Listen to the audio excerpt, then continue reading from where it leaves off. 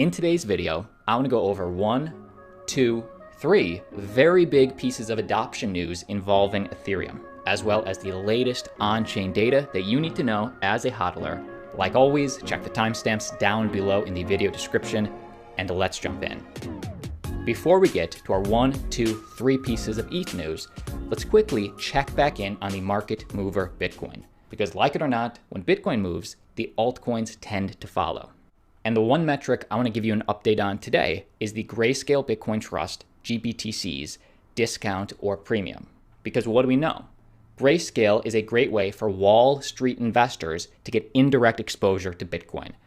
Meaning Grayscale buys the Bitcoin, puts it in a trust, and then Wall Street investors can buy shares of that trust through the ticker GBTC.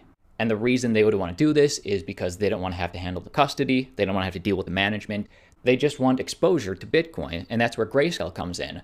But what I want to point out is the GBTC discount is back down to a negative 5.77%. And that's getting closer to neutral territory / a premium every day. This is interesting because what do we know? We know last week the GBT was trading at a 10% discount, and weeks before that it was trading at a 15 to 20% discount. But that demand is slowly creeping back. Wall Street is starting to take out their positions again. That's bullish. Now, this was a quick update today. As this progresses, I'll keep my eye on this. I'll keep you updated. But what I really want to talk about today is Ethereum. First piece of news out of 3, India to use the Ethereum blockchain to verify diploma certificates. So this is a new partnership with LegitDoc, places India among early adopters to implement an e-governance system for higher education using Ethereum. Check this out. The government of Maharashtra recently announced a partnership with Indian blockchain startup LegitDoc to implement a credentialing system powered by Ethereum to provide tamper-proof diploma certificates. And you may be saying, wait, Austin, I thought India was banning or is banning all of cryptocurrency. And that's true, that was the headline. But this specific department in the government is saying we need to use Ethereum. Here's why. To counter the rise in document forgery, the Maharashtra State Board of Skill Development, MSBSD, opposes India's crypto ban narrative of using Ethereum-based public blockchains. In an exclusive statement in a recent interview, LegitDoc CEO Neil Martis highlighted that while the certificates are verified using traditional manual methods now, MSBSD will start advocating only the use of digital verification methods for all of the manual verification requests starting next year, which is a big show of support for Ethereum from the government of Maharashtra. And it's not just them. In a direct quote, showcasing the interest from other local Indian government authorities. We have an active work order from the government of Karnataka, specifically their Department of Information Technology and Biotechnology.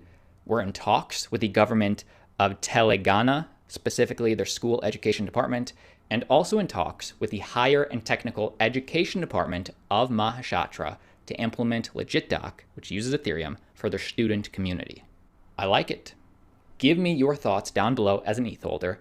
Keep in mind, this is just one story out of 3 today involving Ethereum. Next piece of ETH news, Shopify, major e-commerce giant Shopify, now supports NFT sales starting with the Chicago Bulls. This one's a big one. Check this out. Shopify, a leading e-commerce platform that lets websites add storefronts and accept payments, has added support for NFTs, allowing all store owners that use Shopify to sell the crypto collectibles directly without relying on an external marketplace.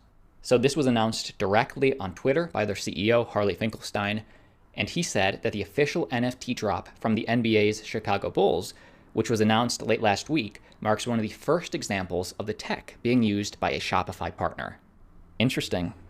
This is huge for adoption for Ethereum, huge for adoption for NFTs, and keep in mind, this will be a slow rollout, so not everybody that uses Shopify has access today, but over time, eventually everybody will be.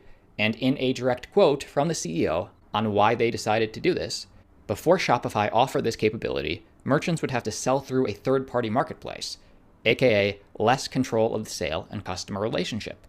Once again, we're putting the power back in the hands of merchants and meeting customers how and where they want to buy. I like it. Give me your thoughts down below. But again, the reason this is big is because everybody with a Shopify account integrated into their website now will automatically, with one extra button, have an Ethereum wallet, have an NFT marketplace and wallet that they can start offering their patrons to their website access to NFTs, offer them NFTs. This is going to be really big for the adoption of ETH. And before we get to our final piece of Ethereum news, I do want to point out that Goldman Sachs has just applied for a DeFi ETF. Their filing joins over a dozen crypto ETF applications sitting before the SEC. So Goldman Sachs is not only excited about, they want to officially be able to offer DeFi to their clientele. And this is interesting because on June 14th, a few weeks ago, Goldman Sachs said that crypto is not a viable investment. But then 5 weeks later, they're applying for a DeFi ETF. LOL. Meaning DeFi is becoming undeniable. Investment banking giant Goldman Sachs has filed an application with the US SEC for an exchange-traded fund that would offer exposure to public companies in decentralized finance and blockchain around the globe. So in this ETF, if approved, there would not be coins in this ETF. There would just be shares and ownership in some DeFi or blockchain companies. Sparse on the details, the filing noted that the fund would invest at least 80% of its assets into companies that advanced blockchain technology and the digitalization of finance. Give me your thoughts down below. Most other crypto YouTube channels, they'll just read the headlines, they'll just give you the hype. This channel always likes to try at least and go a little deeper. So the reason that this story didn't really excite me that much for Ethereum, because digging into it, looking deeper, Goldman Sachs is launching this blockchain and DeFi ETF that doesn't actually feature any blockchain or DeFi companies in that ETF, like not even Coinbase. But you know what company is potentially making it in? Nokia qualified for some reason as DeFi or as blockchain. So take this with somewhat of a grain of salt, but I guess technically still interesting that Goldman Sachs is dipping their toe in. I'll keep you updated. And final piece of big picture Ethereum news before we talk about price and on-chain metrics for Ethereum. Vitalik Buterin joins the cast of Stoner Cats, Mila Kunis's new animated NFT show. So you might have heard that Mila Kunis and Ashton Kutcher are making this new show. You need to own these NFTs to be able to watch. But why this matters to ETH holders is because Ethereum adoption is happening. Mila Kunis, Ashton Kutcher, comedian Chris Rock, Jane Fonda, and Vitalik will all voice characters in this show and all be paid in Ethereum. So that means Chris Rock is going to own ETH. Jane Fonda is going to own ETH, all through this new animated NFT show. Here are the details. To watch the first 5-minute episode, viewers must purchase a non-fungible token NFT that is both a digital artwork of a randomly selected character from the show, as well as a ticket to unlock all Stoner Cats episodes as they're made. The NFTs to watch the show sell for 0.35 Ethereum, about $750 at the time of publication. So it is not cheap. Would you pay $750 in Ethereum to watch a show about Stoner Cats? And if you're asking why make this an NFT animated series as opposed to just a regular series, the decision to use NFTs to fund the series arose out of concerns over censorship of the show's weed content and the desire to keep creative control out of the hands of networks. Okay, that does sort of make sense. And the final thing I do want to say in terms of the payment in ETH, each cast member will be paid an equal amount of Ethereum, depending on the level of funding the project receives at its initial NFT launch. And to finish the season, the Stoner Cats team needs to reach at least 50% of its 10,420 NFT funding goal. So using quick math from the 10,420 NFTs sold at 0.35 Ethereum each, that's over $7.5 million potentially if they sell all the NFTs of these cute little weed-smoking kitty cats. Let me know your thoughts on this. But I'd say, what a time to be alive. Let's keep going and talk about price, because that's a lot of good news potentially for ETH. But what's that mean for price?